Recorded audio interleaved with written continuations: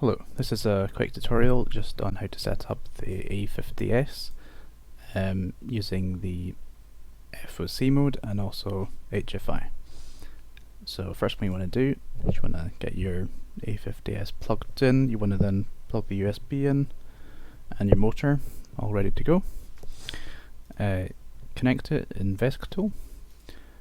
Just make sure that you've got the latest firmware, which you'll be able to find the link on the website. We then want to go to Walk on Wizards page. We then go to Setup Motors FOC. Pick the appropriate motor. There's several predefined ones here. In reality, all this really does is sets a rough max power loss, so how much power you can be dissipating in the motor without it melting. So this is just a little outrunner I've got here, so it's about 200 grams. So click through these steps. It doesn't actually particularly matter what you set here, but if you want, for example, battery cutoffs to work, then you can set these to the right number of cells you're using. I'm using a 3S LiPo here. This is not important at the moment. This sets how it works out what the velocity your wheels are going at, which is more for logging stuff on electric skateboards, that kind of thing, so we don't really care about that. So now we can just hit run detection. We're not using CAN bus, so we don't particularly care about it doing anything on CAN bus.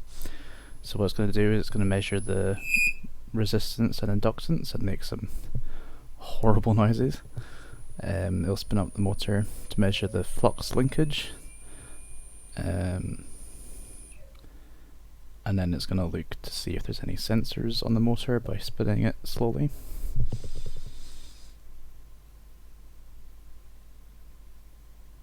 Just takes a few seconds. And once it's done, it'll come up with this message box telling you what the motor current is and the parameters in the motor that is detected. It also will tell you if it's detected any sensors or not.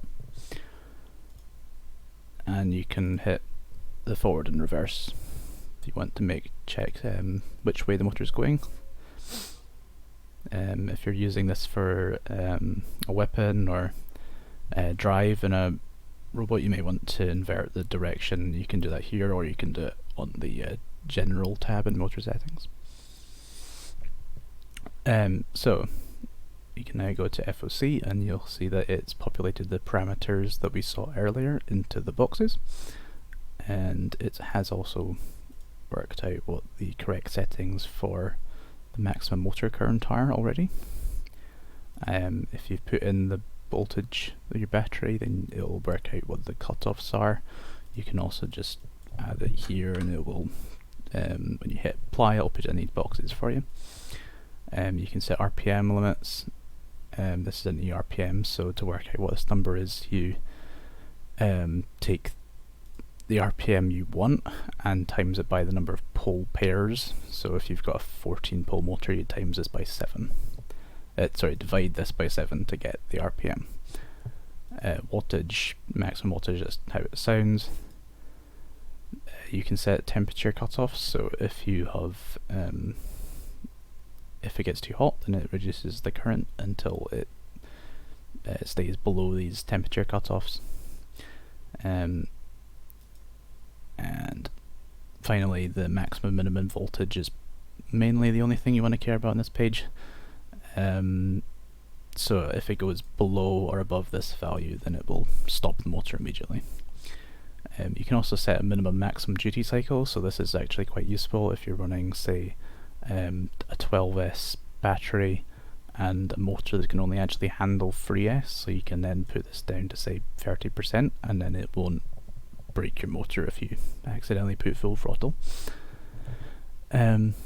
So we're interested in HFI at the moment, so if you go to the HFI tab under FOC, there's some default parameters set already.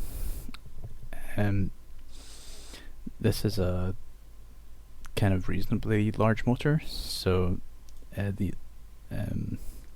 the start voltage is essentially trying to cause saturation in your motor. So this should always be quite a big number, and then the run voltages are more trying to track the motor when it's moving. So the first thing we want to do is go to VESC terminal. We then want to hit this question mark, which pops up the list of commands that you can use. We then want this FOC plot HFI enable command, and we want the switch number 1, which turns on the sampling data so we can see it. Hit enter to send that command, and you should get HFI plot enabled.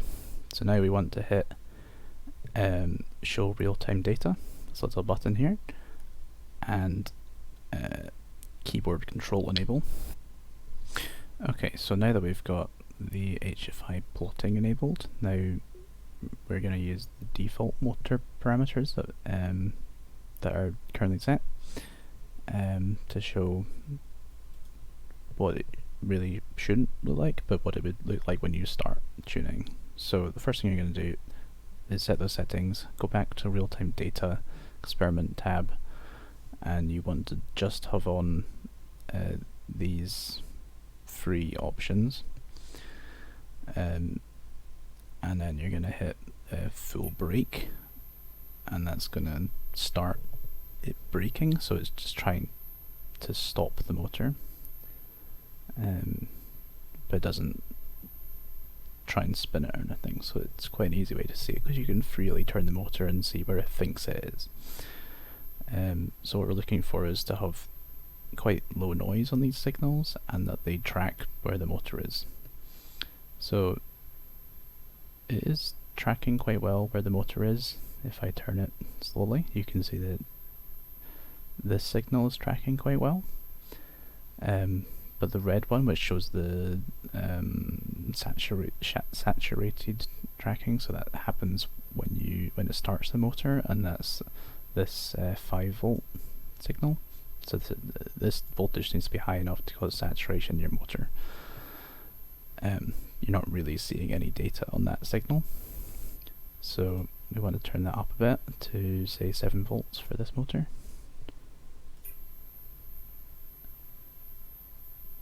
And we still don't really see anything, but if we then increase the run voltage to say 3 volts,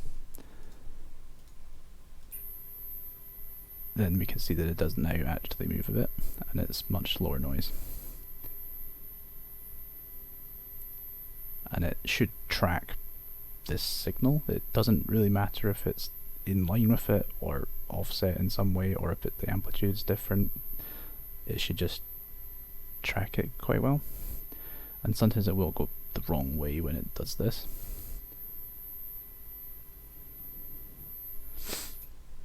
You can also try increasing that a bit to say 10 volts.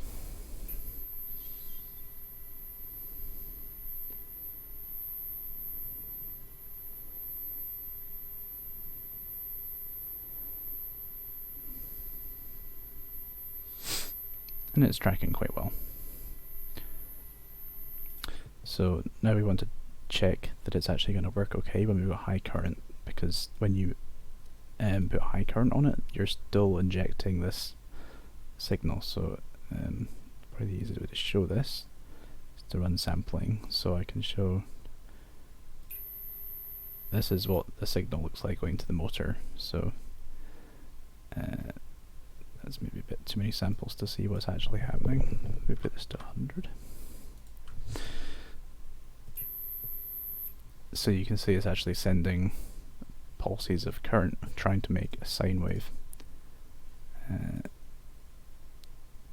So it's actually sending a sine wave to the motor to try and measure what the inductance is of the motor on all phases at once. And basically the imbalance of the currents here is used to calculate what the inductance is of the different phases, and hence the position of the motor. So when we then have, say, a 20 amp current, running, and we're also applying these signals on top, then these numbers of current can go outside the range of our controller and we can't see them anymore.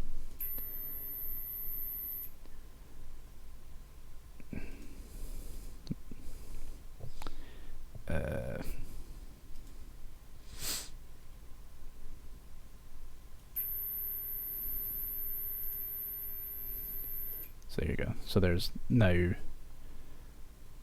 the current that we set, and also HFI on top of that. And you can see that it looks a bit weird because you've got your 20 amp motor current, but you've also got this HFI signal on top of it. The problem can occur if this peak goes above the measurement range of the controller, then it's gonna start going a bit mad. So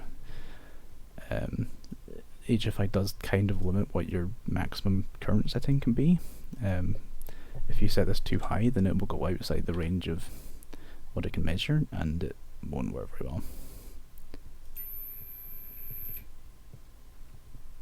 But for the most part, it's fairly safe to set up to about 40 amps, I've seen to be fine.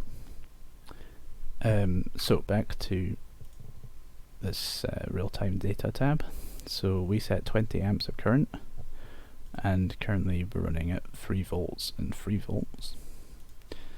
So if we then run this, I'm holding onto the motor quite tight because it's putting quite a lot of torque out. And basically we can turn this and see what it does. And it does track quite well. And basically what you're looking for is, as you turn the motor, you get constant torque as you turn it, and there's no, like, it's not trying to go the opposite direction at any point in its rotation. So you should get nice smooth lines as you're turning it slowly like this.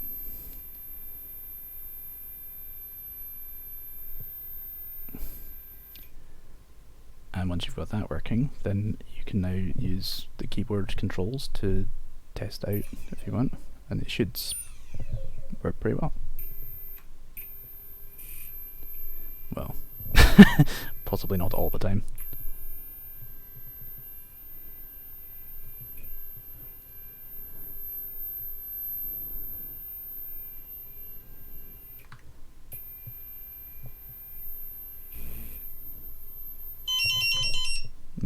Didn't like that.